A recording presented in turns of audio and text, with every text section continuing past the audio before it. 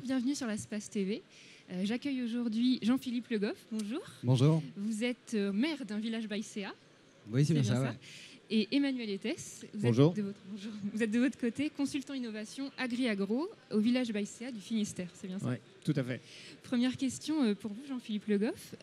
Qu'est-ce qu'un village Baïséa? Quel est son rôle? Alors un village Baïséa, c'est un peu comme dans tous les villages de France, c'est la réunion d'habitants. Mon rôle à moi en tant que maire d'un village, c'est d'animer et d'administrer cette communauté d'habitants.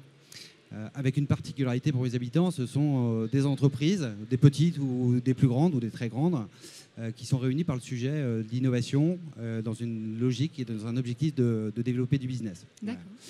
Donc notre rôle à nous en tant que village, on est un intermédiaire, on est un marieur, c'est un peu le mythique de l'innovation où notre objectif c'est de les mettre en lien des entreprises qui ont besoin de se trouver.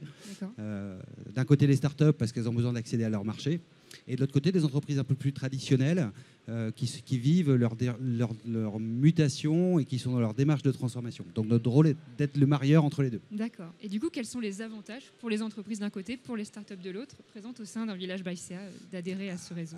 Ouais, alors notre spécificité à nous, c'est qu'on travaille dans le cadre d'un réseau de villages Baïséa. Donc aujourd'hui, il y a 39 villages Baïséa en France et également à l'étranger, puisqu'aujourd'hui, il y a un village Baïséa au Luxembourg et également 2 villages en Italie. Et donc notre fonctionnement, c'est d'apporter cette capacité pour une start-up qui était en Côte d'Armor ou en Finistère ou en Ille-et-Vilaine ou dans le Morbihan, à arriver à se connecter avec une grande entreprise qui peut avoir besoin de sa solution, qui peut être dans le nord de France, dans l'est de la France, au sud-est et en sud-ouest. Donc on a un travail de réseau en fait à l'échelle de la France qui correspond plutôt bien aux besoins en matière d'innovation des entreprises. Les uns pour se développer, les autres pour trouver des solutions. Okay, très bien. Si on se focalise un peu plus sur le secteur agricole, Emmanuel Etès, qu'est-ce qu'apporte spécifiquement un village Baïséa à une entreprise agricole ou une start-up agricole? Ce qu'apporte spécifiquement le village Baïséa, c'est un accompagnement personnalisé pour ces jeunes entreprises innovantes. Sur un accompagnement à 360 degrés sur leurs besoins. Donc on fait d'abord un diagnostic et puis ensuite on les accompagne. On peut les accompagner, nous ou des partenaires des villages, sur des plans juridiques, sur des business models, sur de multiples questions qu'elles pourraient avoir de manière à ce qu'elles puissent accéder le plus facilement possible au business et accélérer en fait leur développement commercial. D'accord. Très bien. Est-ce qu'on accompagne de la même façon une start-up qui commence, qui se développe, et une entreprise déjà bien installée? Non, forcément, parce que les questions, la condition de l'accès au marché est vraiment importante. Donc une start-up qui démarre va chercher à se faire connaître, à avoir de la visibilité, et puis à avoir ce qu'on appelle des POC, donc des preuves de concept dans le monde des start-up. Et puis une entreprise déjà établie, elle va aller chercher plutôt des briques technologiques, les grandes entreprises qu'on accompagne, des briques technologiques qui vont être apportées par ces startups pour accélérer leur process d'innovation. D'accord, très bien. Et il y a une vraie différence, pour compléter ce que tu dis Emmanuel, sur les notions de temps. Oui. Où une start-up, elle est en permanence dans son enjeu de survie, une vision très, très court terme, 3 ou 6 mois, quand les grandes entreprises ont un peu moins cette pression et cette notion du temps.